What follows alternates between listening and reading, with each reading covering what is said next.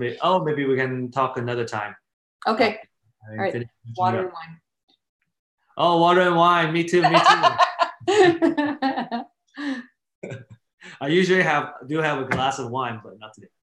So, okay, so we are live here on YouTube, and we're gonna get started. Today we have Lea from Tennyson Group. LLC. So, Tennyson, Lea, can you Tennyson tell Group. us Tennyson Group? So Lea, we have known each other for years now. When we first met, we were just getting started, and you guys were doing 3 rehab projects at the same time. And now you guys are at what, 11, 12? The max we've hit, is 15. That's the max we've hit, but we're at 12 right now, this moment. Yeah, so you guys are, so listen to this, right, guys? It's 12 rehab projects at the same time. Just think about the operations that it takes and the management it takes to handle all these projects. So, Lea's company and her operations has grown tremendously all these years. And so we're very happy to have Lea here to share with us your experience. Well, thank you. Thank you for joining us, Lea. So tell us about how you got started. Tell us about how you got started in this business. Well, in 1998, I got my real estate license. So at first I was a realtor, and I kind of fell into the Hispanic market. One day someone walked into Century 21 and I was a brand new agent, and they didn't speak any English, and they're like, anybody speak Spanish? I was like, well, that's me.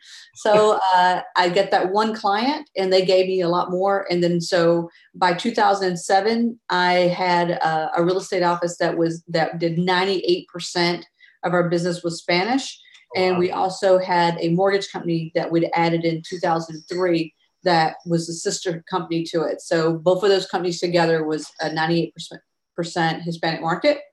Wow. 2002, we did our first flip. So we bought this little HUD home back when you could buy HUD homes, and we made $5,000. I thought it was amazing. Had this huge pool that we swamped out ourselves. And from there, because I could see the money that these flip houses were doing, and you gotta realize that back in 2002, a flip house was nothing like a flip house now. A flip house then was literally fix the cracks, paint it, and change the carpet. That was it. You never changed windows. You didn't redesign rooms. The house was whatever way it had been built, that's the way it was done when you were finished with it. There were no one did huge amounts. If the house had ceramic tile and it was bright pink, well, whenever you went to sell the house, it still had bright pink ceramic tile.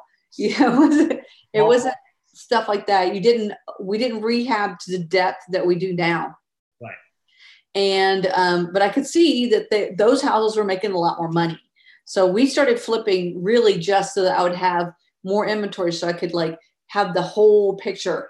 We had the buyers with my business, because I was primarily a buyer's agent. And when I became a broker, I was doing all as buyers. We really didn't have very many listings, but it would bring some listings for us. And then we had the mortgage side of it. So 2007, when that busted, we had to rethink that pattern. And since we were making more money on flips than we were on the commission side, the mortgages made very good money. They were making great money. But when all the banks kind of went under, they didn't make any money at all. So we just moved towards the real estate side, the investing side at that point more. And that was our focus. So that's how you guys got started. What year was it that you guys started doing this more on a full-time basis? Well, we were full-time all along, but we were only doing one house at a time. So from 2002 to 2014, I would say we'd do one house, fix it, sell it, and then do another one. The most we could do at one time, we did 2 a couple of times just because they were smaller projects. But we just had only our own money, so we worked with what we had. And then I joined the Big Dog Network in 2015, and January 2015, so 4 years ago, and just to learn how to really use hard money. Because I knew about hard money. I hadn't really spent any time networking, but I knew I had to scale. I had to grow my business. And so that's how I kind of found that one. I had gone to several other kind of seminars and gurus or whatnot, if you will. And just, I always thought they're full of shit. That's okay. Full of poop. But it worked for us. I mean, it changed the way my mindset. And that was my biggest thing is I am a control freak, and it's not a good thing to have, but it's just who I am. So I have to constantly remind myself, let go. You can't do it all. And if I was going to grow, I had to partner up. Yeah, and Lea, I would say it's a transition from being an operator of your business to really trying to manage your business. Yeah. And I think that transition, when that happens, that's when your business starts blossoming. Yeah, and and I'm still forcing myself every day. Every day it's like, Lea, let go of that. Let Sean do that, or let Kurt go on that one. Trust Jimmy's choice whenever you send him to the store. Don't micromanage him. Just whatever he does. Like he called me the other day. He was actually picking up a backsplash that we were just cutting into a shower. And he picked it by himself. And I looked at the picture he sent and I hated it. And I thought, wait a minute. I'm just going to go with it. Because really it's not going to be a difference at all on how it sells. And it's the right price. He was on budget with it. Everything was good. So I said, you know what? I'm just going to go with it. So I said, good job, and let it go. And I finally saw it on the wall the other day, and it looks great. So I would have been wrong anyway. Yeah, it's I would say it's the same thing for me. Every day I'm still trying to go, okay, gotta let everybody else make the decisions. Yeah. And just gotta trust them. Our life becomes much better. It's less stressful, actually. Yeah. And and it's like, I guess because I am such a control freak, and I've been with the game going on 30 years now. So he knows I'm a control freak. So he's like, he doesn't want to get on my bad side, if you will. Hey, say hi to the Chihuahua. Sorry. Yeah. I'm still learning that every day. How can we give decision making and empower people more? Right. And I think it's much easier. I think is if I trust him more, that he will actually branch out and do more. So I found that with Sean. We had a year growing pains, if you will, with Sean, like letting him branch out too much and having to bring him back, constantly figuring out what his strengths were and what he should be doing. And now, I mean, he really should just be only in the marketing, just phone calling, the cold calling, the door knocking, the mailers. And that's his strength, his great strength, and no more floors for him. Well, let's share with everyone your team and everybody's role. Okay. Yep. So we have done a quasi-permanent, it's a partnership with another family. So it's me, my husband, Agim, and our son, Sean. And then we have another friend that we partner with a great deal. We're still in our early phases, but it's working really well so far. And so it's another investor, his wife, and his son. And his son and my son are basically the same age. So that works out really good. We're all about the same age. We're actually going to go take a trip to Europe together next month. But so it works out good as the friendship side. But, sometimes friendships can get strained really hard by business. So we've made a conscious effort to say whose roles are what. And Sean and Andrew are strictly on the marketing. I mean, we sometimes need some, muscle for a minute, bringing something in or whatever. But as a rule, that is their thing. They have a schedule that they need to take care of. And we just trust that they're doing it. I did have a problem of getting of checking constantly, and it kind of was creating some friction. But now I let them off, and we're having much better results since I backed off.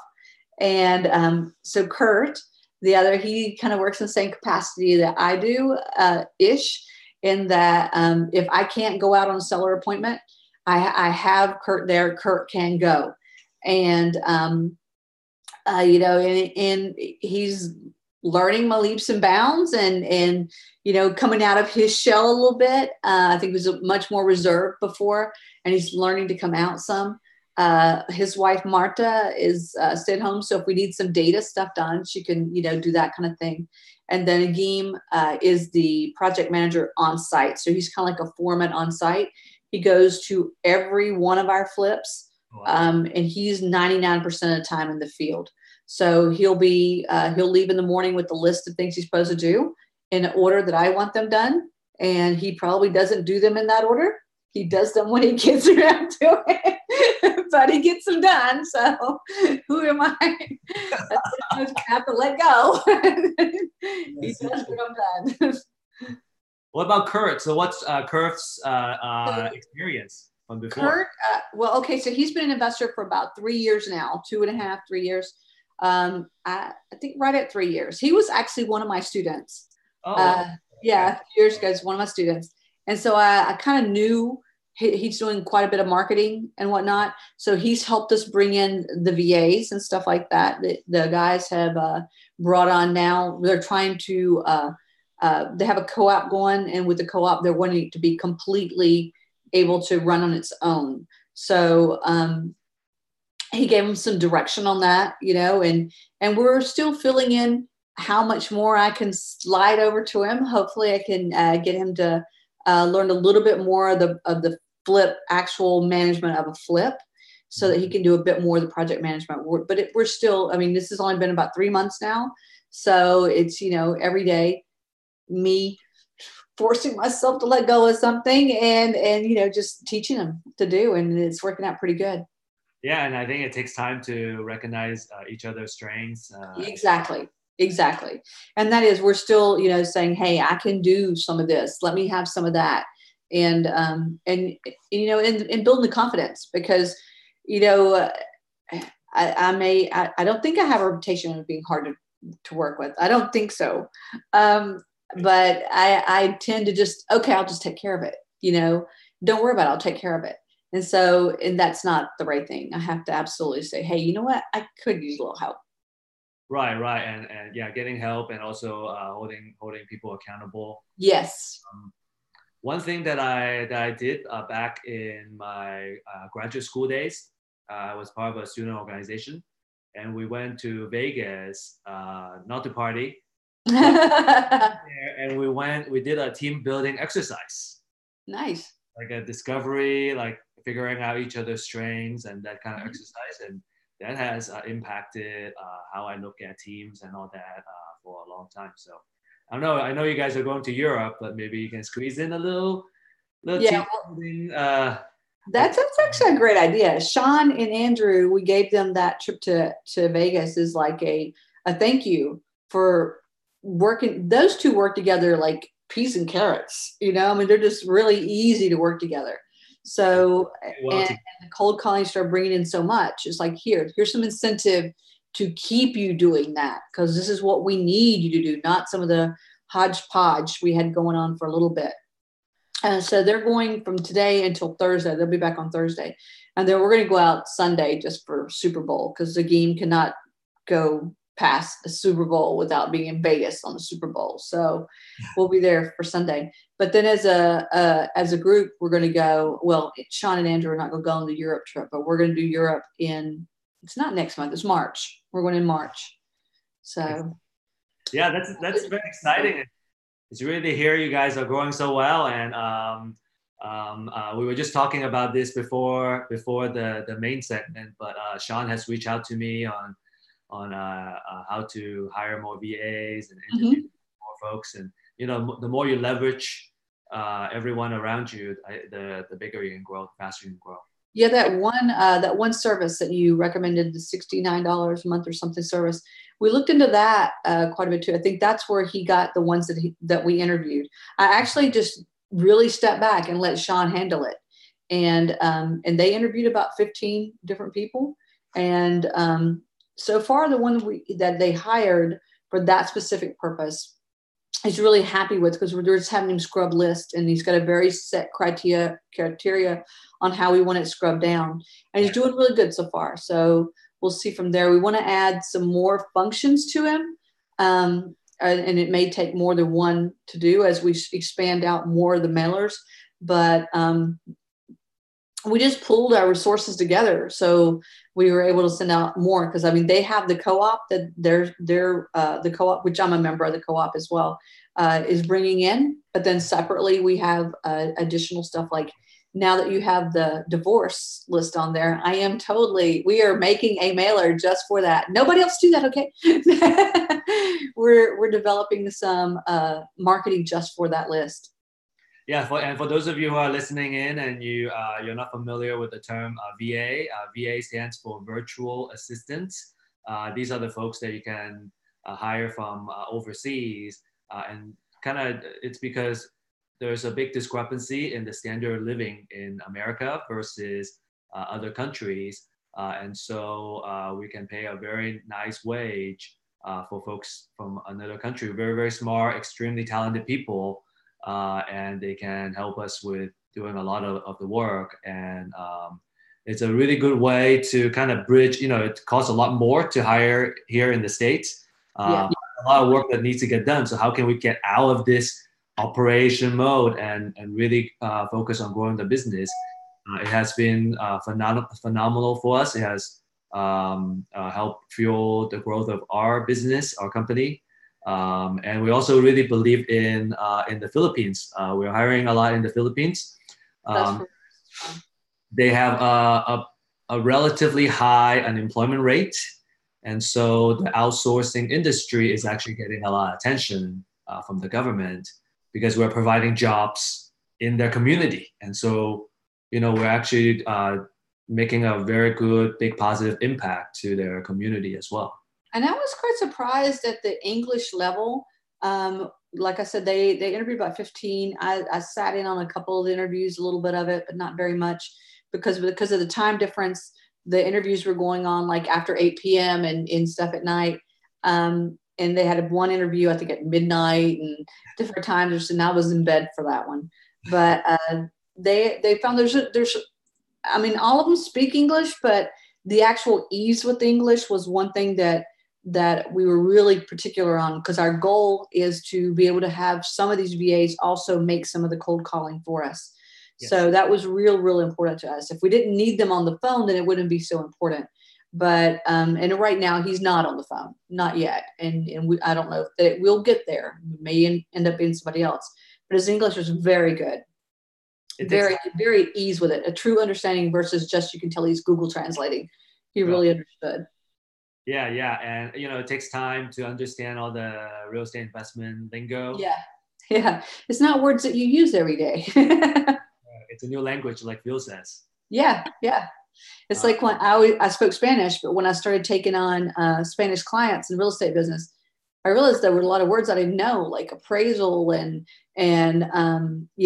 inspection. Anybody can figure it out, inspección. But there are words that you don't really, you didn't, like the word real estate itself. I didn't know bienes raíces, So there's words that you have to learn. So for us, it's kind of similar. Yeah, absolutely. So let me ask you, where was I?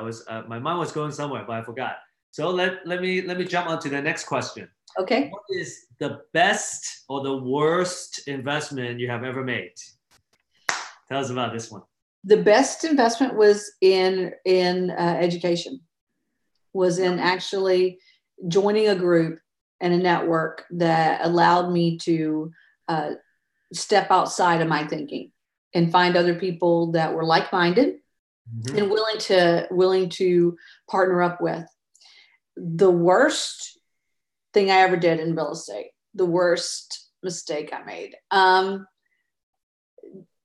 looking at a property too rosy, seeing it in too rosy. Okay, on paper, everything looked perfect on this deal. We do a lot of burn houses, and this was a burn house, and but it was a high dollar burn. So when we finished it and we had it ready to go on the market, we're all excited, but the market had just started to chill when we finished it. So that was a problem. So to me, because I'm very I love the rehab part of this business. I love taking something that is absolutely horrible and making it gorgeous. And so this house was a huge house, and it had burnt, and it took 18 dumpsters or 17 dumpsters just to empty it. I mean, it was a massive, massive project. And so when we put it on the market, I had a collage of the before, the during, and the after. In other burn houses and lower end burn houses, when you do this, it's a great thing. In a high end house, that's a huge no-no. That's a bad mistake. I mean, you have to disclose there's been a fire, but this property was it looked so horrific. You know, I mean, it just blow your mind how horrific the pictures are. So on a much higher end client, you know, they're asking their agent questions like, well, so what's going on? Why would it be a burn? Why did they do this, that, and the other? Well, a higher end agent wants to get paid, and they want all agents want the path of least resistance. And so I created more questions than I helped. That was a huge mistake on my part. Is that the one that we visited in Plano? Yes, you've been to it. Yes, you've been to it. I remember seeing the photos by the fireplace. So that's what triggered my question. That was a very bad mistake. I should not have left those in. That's amazing. And it was a very nice work. You know, we gorgeous. Fantastic. You know, kudos. I mean, we had so many people love it and just wouldn't pull the trigger. At the end, it always came back to the fire. And so, yeah, I learned a very painful lesson on that one. And that's just a very recent one too. You know, we're learning lessons every day. Okay, quit stabbing me. Okay, so what are you up to, Lea? What are you guys up to, and how can people connect with you? So we are always looking for partners. So if you have a deal and you don't know what to do with it, we can bring the complete cruise from start to finish, from the planning all the way into getting it on the market. You can be as involved or disinvolved as you want to be. Is that disinvolved even a word? Uninvolved, I guess is the word. You know, you can be as hands-on or hands-off as you want. We can always find the money. Money is never an issue.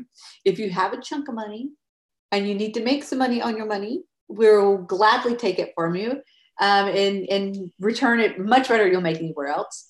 We're starting a brand new build in the Love Field area. It's a modern, on a 60 by 153 lot. So, or no, 60 by 158 lot. And so it's going to be a modern, and that area is all scrape and build now. And it's really exciting because I love building. But it's, you know, just that's our fun project. And we have several other projects, you know, from, we're not starting burn. All of our burns are finished right now. But we do have, we bought this one house in Fort Worth that was the ugliest dog you could imagine. We got it for peanuts. We literally bought the guy a $2,000 RV, and that's what he got. And then we just paid off back taxes in order to get into the project. And we added a little addition to it. And so that's a fun project because it was so ugly to be pretty. You know, I love those kind of projects. I like the black and white projects. Yeah, and in the class, so guys, Lea also teaches a deal finding pro class for us in the Dallas-Fort Worth area.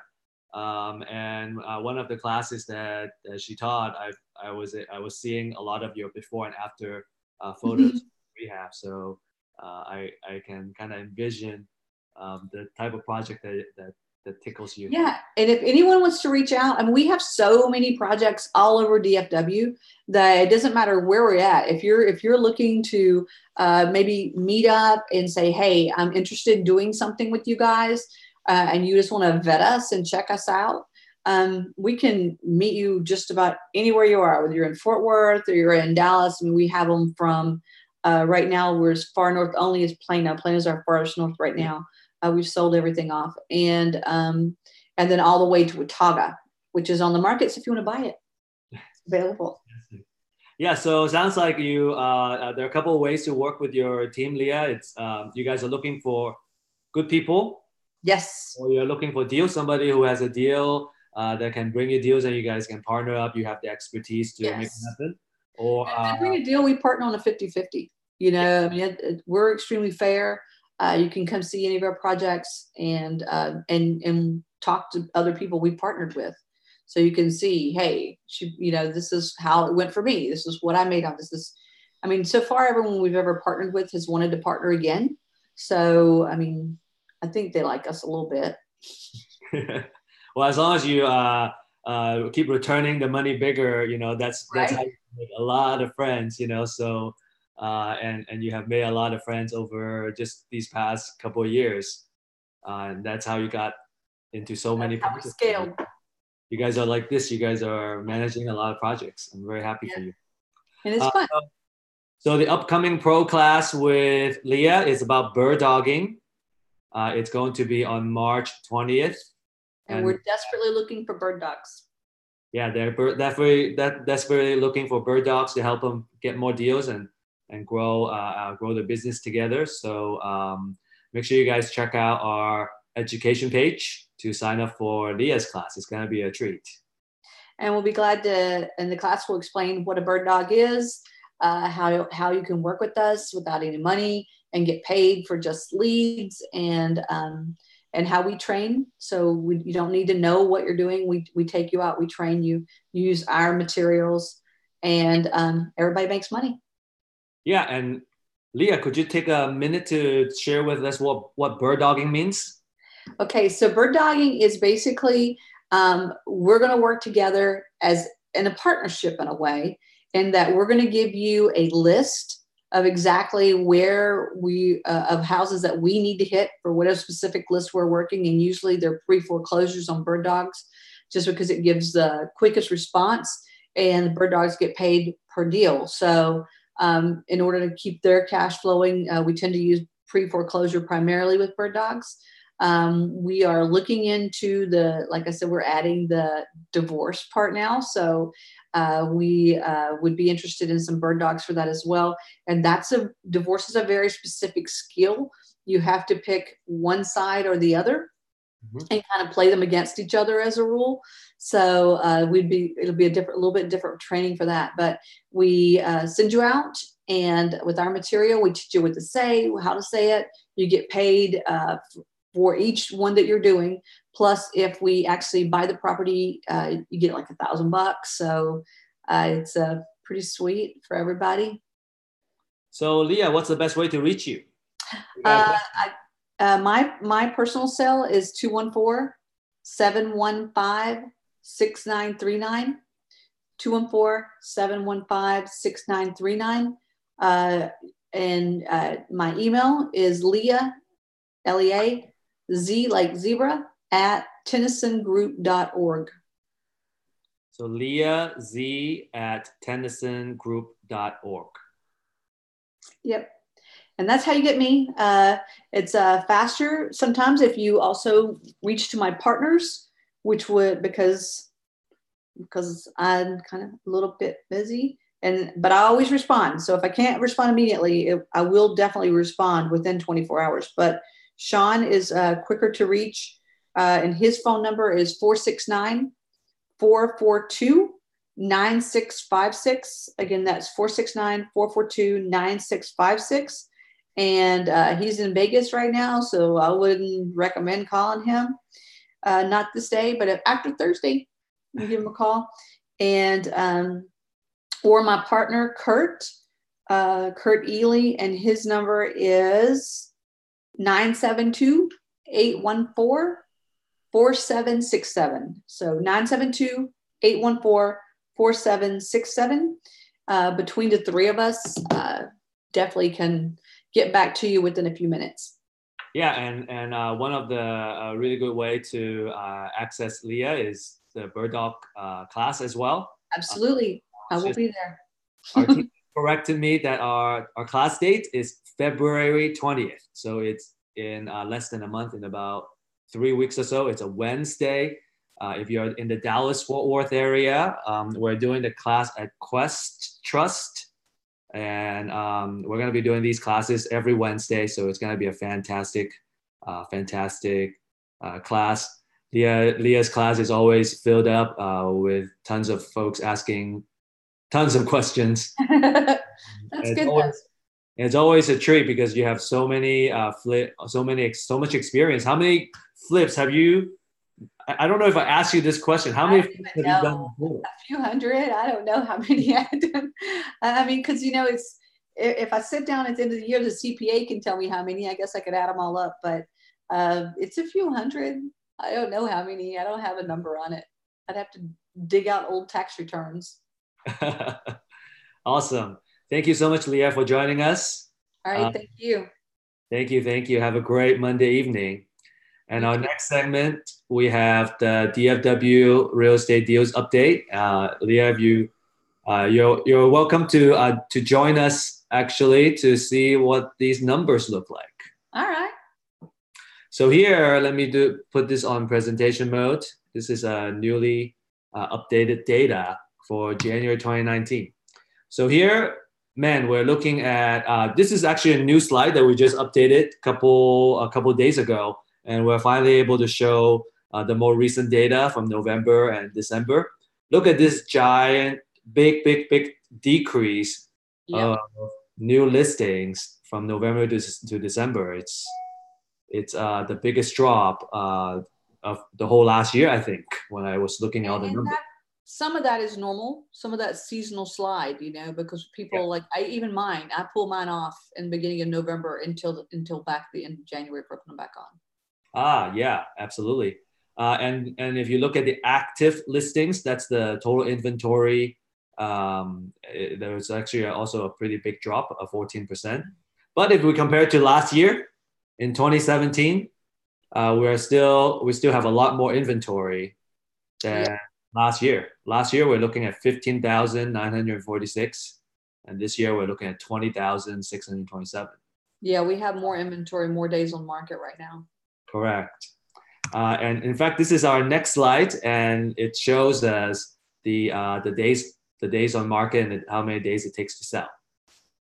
So I think that's the most remarkable one on this slide is the number of days to sell. It went from 83 days to 87 days in December. Right here. Ooh. Yep. And this is our MLS deals. This is our MLS deals heat map. So each circle is a deal, and the different colors signify different county, the deals from different county. And so we look at this for, where we see a cluster of properties, kind of around here. I guess we're not able to see my highlighter. Give me a second. Oh, it's back. Are we able to see it? I don't think there's good integration. Yeah. Oh, here. Okay, so Google actually has its own pointer, so that's what I'm going to be using here. Okay. So in Dallas County, we have these clusters. And if you have access, if you download these deals update from our website, you can actually go into each county and get a more zoom in view. So these are the deals that are on the MLS. We'll also look at the ones that are off the market too. And these are the counts. So here we're seeing a much higher number in Dallas and Tarrant County than Collin and Denton, and it's pretty normal in general in the Dallas-Fort Worth area. We're looking at properties that the properties are older, population's older. There's more people living in Dallas and Tarrant County, so there's going to be more opportunities in these two counties. Here we have the opportunities of MLS deals, and that's looking at all the asking prices adding up on all the deals we found and what the estimated ARV is. And so we're looking at over $20 million of potential profit. Of course, we haven't accounted for the rehab. So factoring in the rehab is going to reduce this number a little more because it does take some time to add value to the property, to extract the value. And this is our historical trend. So it kind of peaked from a number of deals standpoint around September, and then it kind of came back down, and it's pretty flat, and then it dropped quite a bit here in January. Yeah, it dropped a little faster this year. Like July and August, it wasn't as strong as it has been. This past July, they were definitely taking much longer. The builders had glutted us a little bit in some of the markets, especially Collin County and Denton. Yeah, we're seeing a lot of new builds and all that. Okay, so this is the pre-foreclosure filing. We wanted to show a lot of these off-market deals. So this one is a little bit different here. Oops, sorry. Let's go back here. So this one is a little bit different. Each region is a zip code.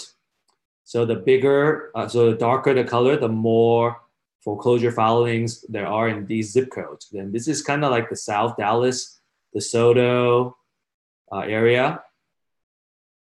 And why do we care? It's because when you have zip codes that have a lot of pre-foreclosure filings, in general, that zip code, the folks have a little more trouble paying for their bills, their mortgage bills.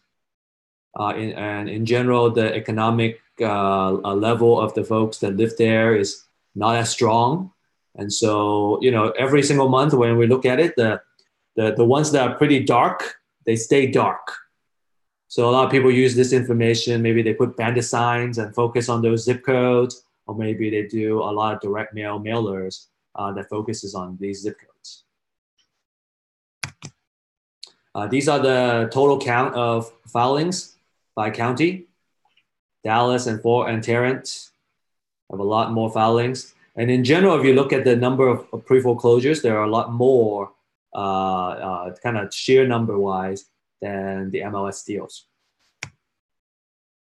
When we look at the opportunities, the numbers are bigger. So here we're looking at $83.7 million of estimated equity. And we calculate it by doing an amortization based on how much loan they took out and calculating the unpaid balance and comparing to the total of the estimated assessed value. So the difference between those is what we call the equity or potential opportunity. And by the way, guys, Lea is the experienced investor that showed us the way and gave us what's the right way to do this. So thank you so much, Lea. Here, these are the pre-foreclosure filings. So it has been kind of flat these past couple months. It's very interesting when we look at the pre-foreclosures and correlate it to the MLS deals, Lea, because a lot of the filings that go on the foreclosure auction, if they don't sell, it goes back to the bank and it becomes an REO property, a real estate owned property, and it gets listed on the MLS. And this year, that January 2019 being kind of low on the filings, a lot of banks chose not to actually send their stuff to auction in January this year because it fell on New Year's Day. Yeah. So that's kind of a little hidden thing in there. Oh yeah, you're right. And the auction ended up being, I think, on a Wednesday instead of a Tuesday. No, they had to have them on Tuesdays. You can't change the auction. But some of the banks chose not to send their foreclosures because of it being on New Year's Day, and they're figuring there'd be very little turnout. Yeah, I can see that. People got an extra 30 days. And I didn't go to the auction this year. We send people to the auctions, and I know that I don't remember what it is for Dallas or Tarrant County, but I know that in Houston and in Austin, San Antonio, they were doing it on a Wednesday. And that I'm sure that disrupts, there's probably not going to be as many people going there as well. Yeah. People wouldn't know to go. Interesting. So that's all we have for you guys today. If you want to learn more about the deals updates, you can go to our website, and go to freebies, the freebies page, and sign up. Everybody likes that. Thanks, Yeah. Steve. Thank you. Thank you so much. Thank you so much, Lea, for joining us. Thank you. For your comments. Let's see if there's any other questions. I think we got all the questions answered. So until next time, we will have Lea back in no time. And again, our next upcoming pro class is on February 20th on a Wednesday. All right. Thank you. Have a good evening, everybody. All right. Bye-bye. Happy Monday.